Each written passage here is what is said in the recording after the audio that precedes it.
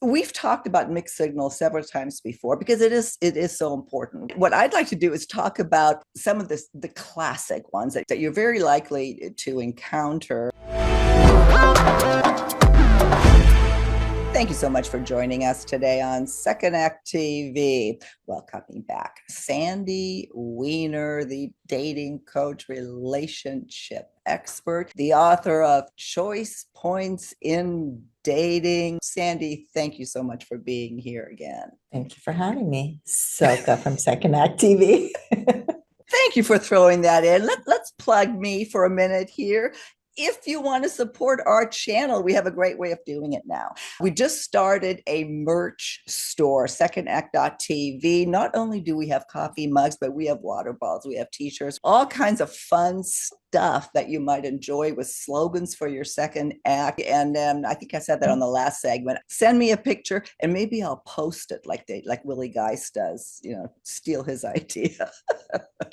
Anyway, we have another fun topic today and informative on mixed signals. We've talked about mixed signals several times before because it is so important. One of the just frustrating things about getting back out there and trying to meet that person or understand or connect is getting mixed signals. And what exactly do we mean by that? Yeah, we get a message that somebody's really interested, and then their interest wanes, or they're very actively pursuing you, and then they don't. So it's, what do you trust? What do you believe? You think they like you, maybe they don't. And I see so many people get so anxious about mixed signals and they don't know what to do with them. So we're going to talk about what they are and what to do about them. And what I'd like to do is talk about like some of the classic ones that you're very likely to encounter. Here's the first one: is hot and cold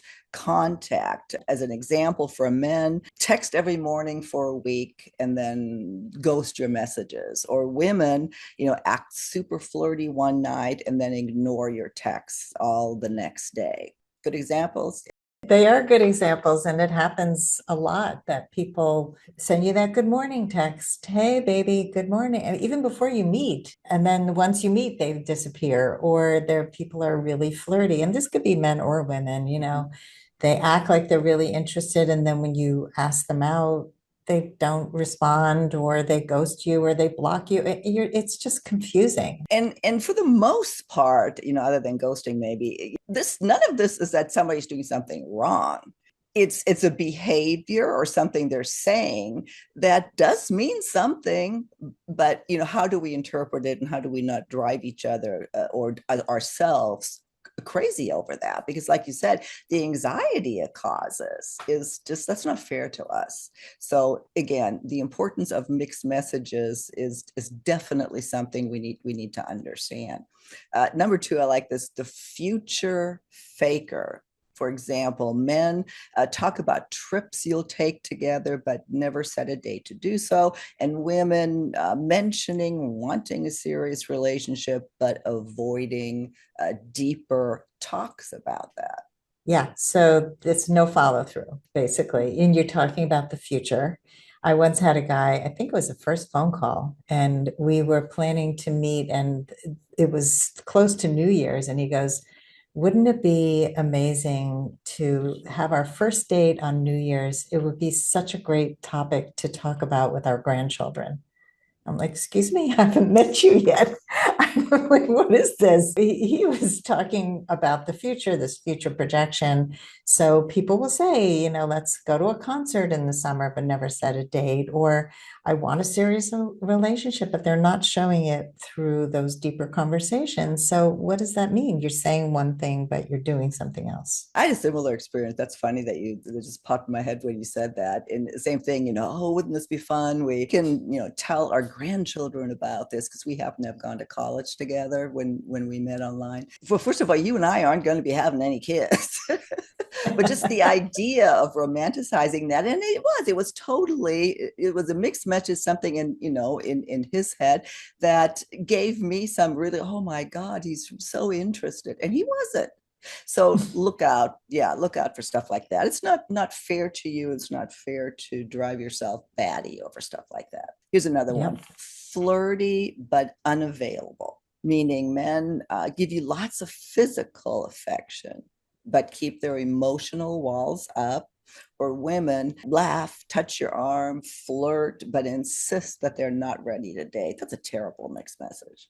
Yeah. So I think it just the physical affection is so common. I mean, I've dated that man who wanted sex, but not deep conversation. And women or men who show all those flirty signs of touch and flirting and laughing together, and they you think that they're really interested and want a relationship, but they say they're not ready for a relationship. Mm-hmm. And I think so many people are confused about what they're ready for. Yeah. And again, you're not really doing anything wrong. It's just, it's a psychological game, really, that you may not even realize you're playing, but you're really messing with somebody else doing that. So, not just perhaps in this conversation, look out for this being done to you, but think about, am I doing this to somebody else? Because Mhm. and what does that say about me and where I am in my life? Here's another good one: jealous but non-committal. That men get annoyed if you talk to other guys but don't want to be exclusive, or women don't like you seeing other women but keep dating themselves. What's good for the goose is good for the gander, as Mm-hmm. they say. I see it so often that people will ask on a second date, are you seeing other people? Of course you're seeing other people. You should be seeing other people, Right. but they want to control the Mm-hmm. that you're not seeing other people and you're not talking to other people. You're not dating them exclusively. I mean, you shouldn't be, but even if you're dating for a while, if you aren't exclusive yet, you have the right to be doing whatever you want. If you're dating other people, or you're talking to other people and you're angry that the other person is, it's a double standard. Absolutely. Yeah, do absolutely pay attention to that. Here, another good one: social media versus real life. Good one in today's dating culture. Men, or this applies to women, of course, both of them do, but post, couple pics one day and then ghost your messages the next, or women like and comment on your posts, but rarely make plans to see you. Yeah, so I don't think this is so common in this age range, because most people in 50 and over are not really posting on social media the couple pics, and Mm-hmm. they're not posting about their private life as much as the younger people, but some people do. And Mm-hmm. my recommendation is don't even post anything on social media about your relationship. It's actually a good sign when you're not putting it out there. It's almost like public displays of Mm-hmm. affection Mm-hmm. being a sign that you actually don't have sex at home, So if you're posting couple pics and showing off your relationship, but your behavior is you're not responsive to the Mm-hmm. person the next day, that's terrible. And also liking, commenting, sliding into DMs on social media and acting really interested, but actually not making plans. It's such a mixed message. And I agree with you. I think that our generation doesn't. I think we do it differently. I think that there are less people posting couple pictures. The one thing that I think that with liking and commenting, sometimes that is a way to express that you are interested. In fact, I think you and I both have said, this is maybe a way to start something online. So we're giving advice that this is, they may be interested, and maybe they are, but it could also be the mixed message, and that's when it all gets so confusing. So It's the follow through that is the yeah. key. If they're not following through, then it's the mixed message. And here at number 6, the "I'm too busy" excuse, that claim work is crazy but have time for sports, friends, or Instagram. Also probably the younger generation. Women say they can't meet this week, but then you see them out with girlfriends. That actually does apply to our age group. People say they're too busy to do a lot of Mm-hmm. things, but what your priority is going to take precedence over everything else. Saying, I'm so busy, I'm so busy, I'm so busy is an excuse. If you're dating and you're serious about dating, that should be Mm-hmm. your priority. So Mm-hmm. saying, oh, work is crazy, And then you believe, oh, well, they would make time for me when their work gets less crazy, or I don't have any time to meet you, but they're doing other things and they're putting other things as a priority. So it's what do you believe? To me, that's a red flag. A Yeah, yellow flag at best. And anytime somebody said they're too busy to do something, yeah, maybe they are busy, but you're definitely not a priority. Because if they right. wanted to see you, if you were, they'd see you. Of course, you make time. I had a guy I was dating a while ago who had this busy excuse. He was working two jobs. He had just started business, and every time he would take too long to text or ask me out again, it was always the I'm so busy. Mm-hmm. And I kept hearing I'm so busy. And then he forgot that he scheduled a date with me. We never Mm-hmm. formalized it, but you want to go out Monday evening, I'll take you to dinner, and then never followed up. So Tuesday I get this, I'm so sorry, I'm so busy text, and please forgive me. And I said, I forgive you, but I don't want to date you anymore. Yeah, It's like I can forgive you, but I want somebody yeah. who's going to prioritize a relationship right now because that's where I am. And obviously, your work is more important, and that's fine. Yeah, exactly. Exactly. I'm too busy. If you use that language, if you use that a lot, look at why. And just don't lead somebody on. Don't send those mixed messages. So well, let's talk about what to do about it then. If you are receiving, something similar, if you're going through something similar, let's talk about, and this is from your blog here, is 5 things to do if you're getting mixed messages. Number one, communicate openly. Get out of your head and open your mouth and ask questions. I mean, I'm amazed at how indirect people are all the time. I can talk to people and I'll go, "Did you have a request? Were you trying to ask me something? Did you want something from me?" Like, I don't know. I can't tell. So clear communication is important, but it's going to give you some clarity about whether they're willing or able to be consistent to stop giving you these mixed messages. You can say, hey, I've noticed this behavior. I'm just curious what's going on. And if they give you an excuse that isn't viable, then you can walk away like I did. And if they tell you, I'm so sorry, this is just temporary, by next week I'll be able to go out with you. I'm definitely interested. And then you can take it from there. Set boundaries. So difficult for us to do. Boundaries are beautiful. They are. That's the name of a course that I used to teach about boundaries. They're beautiful because they are not ultimatums. They honor what we need. Every relationship would improve if we both understood where we begin and end. You don't have to tolerate these mixed signals. You can define what a consistent communication looks like. You can define what dating somebody consistently looks like and then express to them, just like I did, this doesn't work for me. I'm looking for this. And I wish you well. It's not mean, it's clear.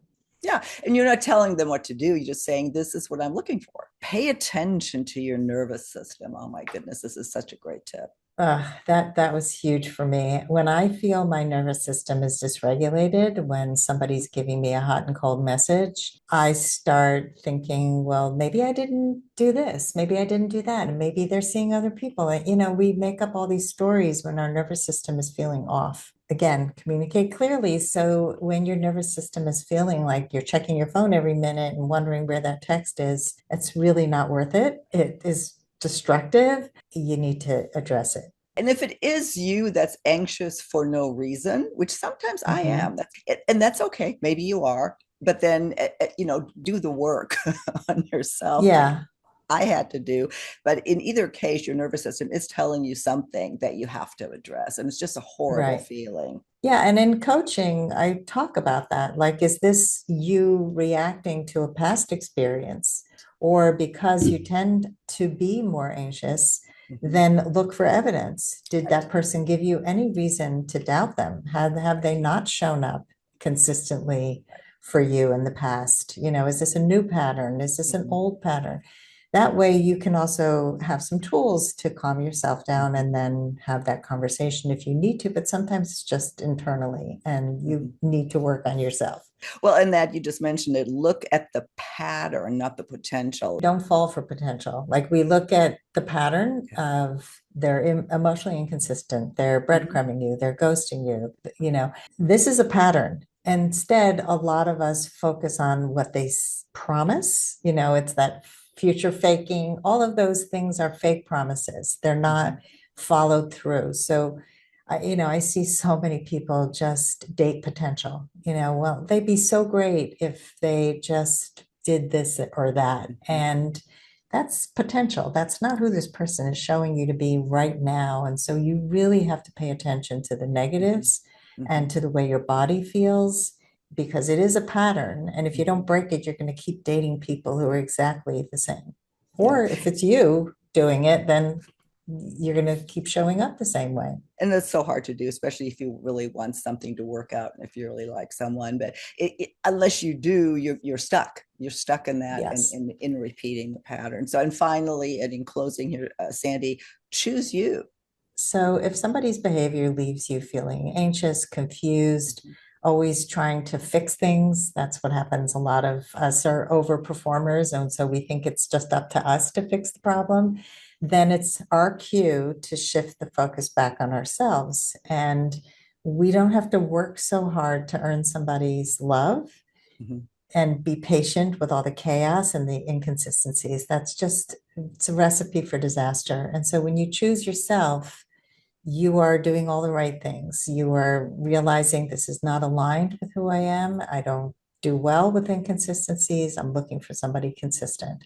So you communicate, you set your boundaries, you observe the patterns, and tune into what your body is feeling. And if the connection brings more stress than joy, you have your answer. Well, if you need help figuring all that out, Sandy just laid it out beautifully. Contact her. All the information is below in the show notes. Visit Last First Date, and you might just be on your way to do that. And check out Sandy's books, Choice Points in Dating, and Love at Last, which is filled with stories about people who found love later in life. It's great. It's great inspiration. So Sandy, thank you again for your time. I look forward to our next conversation on Second Act TV.